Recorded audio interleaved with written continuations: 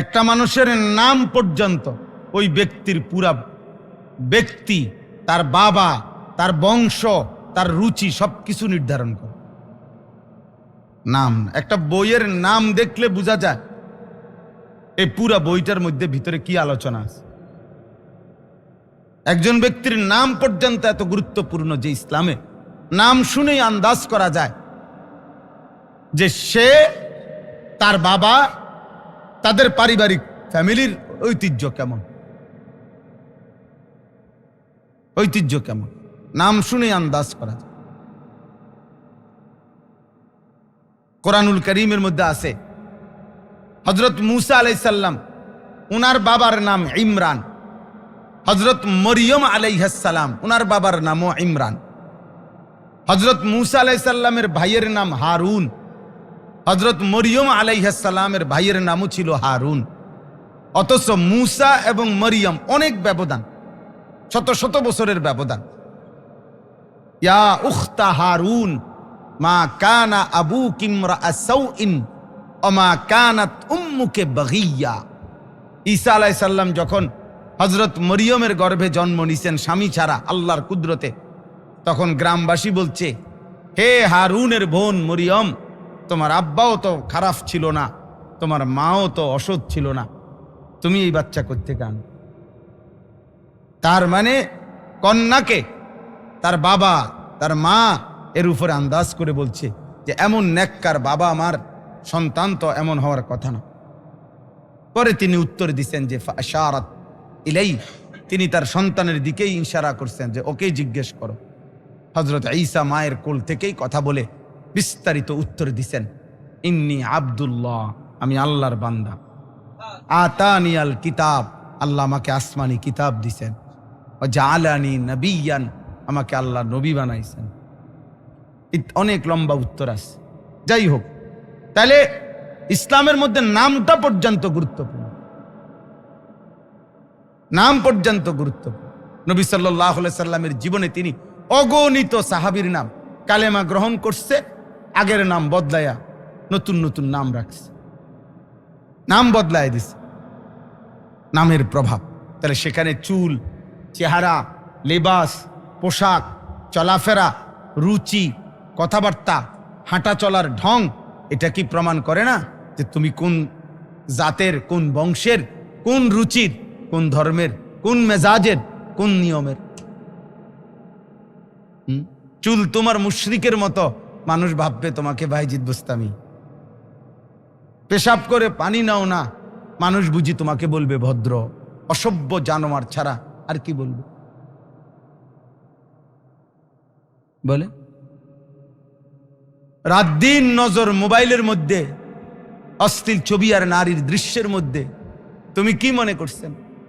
এটা হাদিসে আল্লাহ নবী সাল্লাল্লাহু আলাইহি সাল্লাম বলেছেন, প্রত্যেক মানুষের, নবীজি বলছেন, প্রত্যেক মানুষের একাকিত্বের গুনাহ দিনের আলোতে আল্লাহ তাআলা মানুষের চোখে তার এই গুনার চিহ্ন তার চেহারার মধ্যে ভাসায় দেয়। একাকির গুনাহ।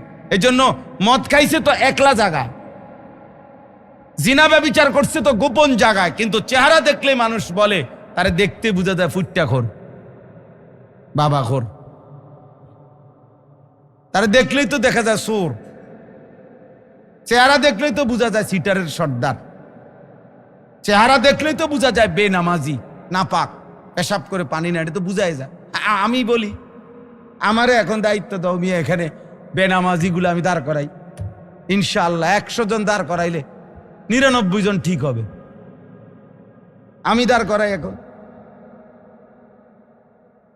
একটা একটা করে দাঁড় করাইতে পারবো ইনশাআল্লাহ।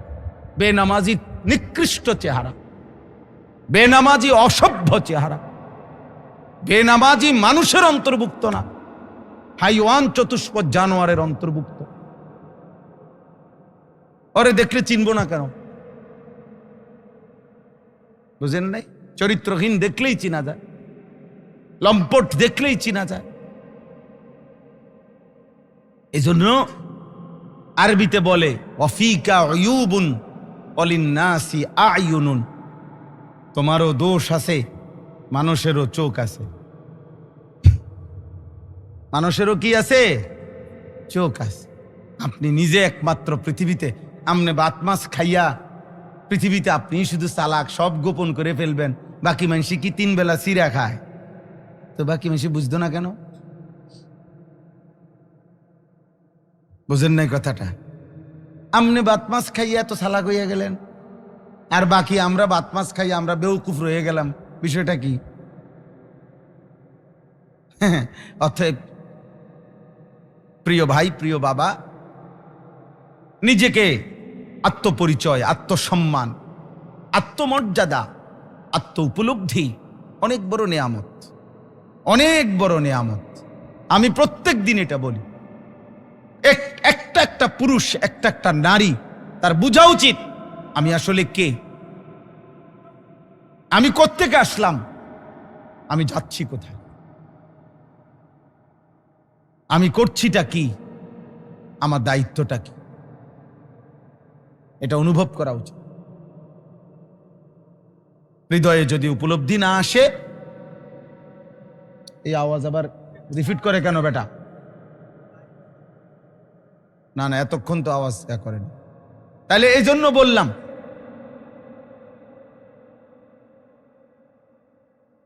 আমরা প্রত্যেকেই, ছেলেরা আসো মাশাআল্লাহ, অনেক ছেলে। বাবা, তোমারে যদি তুমি ভুলে যাও, পৃথিবী কেমনে মনে রাখবে? তুমিই তো তোমারে চিনলা না। তুমি যে মুসলমান, তোমার যে আল্লাহ আছে, তোমার যে নবী আছে, তোমার যে কোরআন আছে, তোমার যে ধর্ম আছে, তোমার যে পারিবারিক ঐতিহ্য আছে, মুসলমানের যে একটা আলাদা স্বাতন্ত্রতা আছে, চারিত্রিক পবিত্রতা আছে, এতটুকু যদি আমার মধ্যে আমার পরিচয় না থাকে, আমি যদি আমাকে না চিনি, তো পৃথিবী আমারে চিনবে কেমনে? এই জন্য কোরআনুল কারীমের মধ্যে আল্লাহ তাআলা বলছেন, ওয়ালা তাকুনু কাল্লাযীনা নাসুল্লাহ ফাআনসাহুম আনফুসাহুম। আল্লাহ তাআলা বলেন, হে ঈমানদার, তোমরা আল্লাহকে এই পরিমাণ ভুলে যেও না। বেশি দিন ভুলে গেলে আমি আল্লাহ একদিন তোমাকে তোমার পরিচয় ভুলায় দেব। ফাআনসাহুম আনফুসাহুম, আমি আল্লাহ আমার নাফরমান বান্দাকে তার নিজের পরিচয় ভুলায় দেব। সে আর কোনোদিন মনে থাকবে না সে মুসলমান, তার মনেও পড়বে না যে মুসলমানের আলাদা হালাল হারাম আছে, তার আর মনেও পড়বে না মুসলমানের পাক না ফাক আছে, তার আর মনেও পড়বে না মুসলমানের জন্য কবর, হাসর, আখেরাত, পরকাল বলতে কিছু আছে। এই কথাগুলোই মনে পড়বে না। খাবে, ঘুমাবে, পেশাব পায়খানা, চিৎকার চেঁচামেচি, নাটক, সিনেমা, কতক্ষণ ঘুম যায়, কতক্ষণ টেলিভিশন চায়, কতক্ষণ ভাত খায়, কতক্ষণ গালিগালাজ করে, কতক্ষণ ঝগড়াঝাটি করে, এই সব মিলাইয়া খাইয়া দাইয়া সিরা কামড়াইয়া দুনিয়া মিলাইয়া যায় শেষ করতে আসছে। এরপরে একদিন চিত হইয়া মরে গেছে, শেষ। বুঝেন নাই?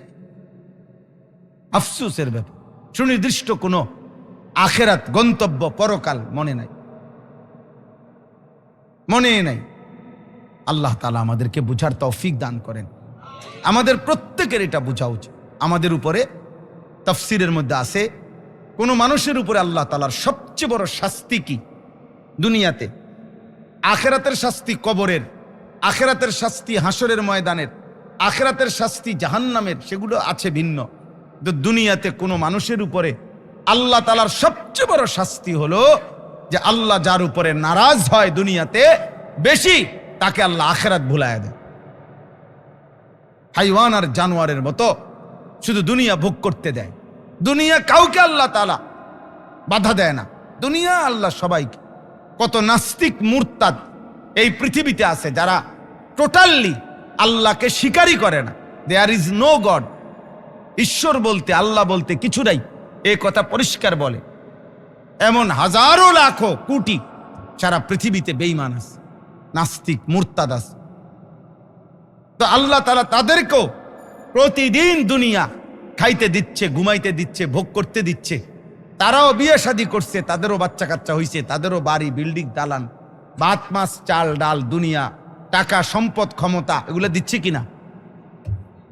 তাইলে দুনিয়া আল্লাহ তাআলা তার শ্রেষ্ঠ নাফরমানকেও ভোগ করতে বাধা দেয় না। দুনিয়া আল্লাহ ফেরাউনকেও ভোগ করতে দিছে।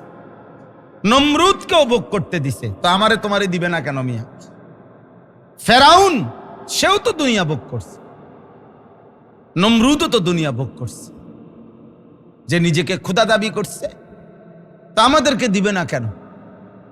যেন দুনিয়া ভোগ করা, দুনিয়া পাওয়া আহামরি কিচ্ছু না, মূল বিষয় আখিরাত। ওয়া ইন্নাদ দারাল আখিরাতা লাহিয়াল হায়াওয়ান। মূল বিষয় হলো আল্লাহ তাআলার ভালোবাসা, মূল বিষয় হলো আল্লাহ তাআলার রহমত, জান্নাত। মূল বিষয় হলো আল্লাহর আযাব থেকে রক্ষা পাওয়া, মানে আযাব থেকে রক্ষা পাওয়া, কবরের আযাব, জাহান্নামের আযাব। দোস্ত, নবীজি সাল্লাল্লাহু আলাইহি সাল্লাম বারবার 23 বছরে দুইটা বিষয় নবীজি ধারাবাহিক বর্ণনা করছেন উম্মতের কাছে। একদিকে জান্নাতের সুসংবাদ দিছেন, আরেকদিকে জাহান্নামের ভয় দেখাইছেন, আযাবের ভয় দেখাইছেন। এই কোরআনুল কারীমের বর্ণনাও এই দুই ভাগে। আল্লাহ তাআলা এই কোরআনুল কারীমের মধ্যে জান্নাতের হাজারো পুরস্কার সুসংবাদ দিছেন, আবার এই কোরআনুল কারীমের মধ্যে আল্লাহ তাআলা জাহান্নামের হাজারো ভয় দেখাইছেন।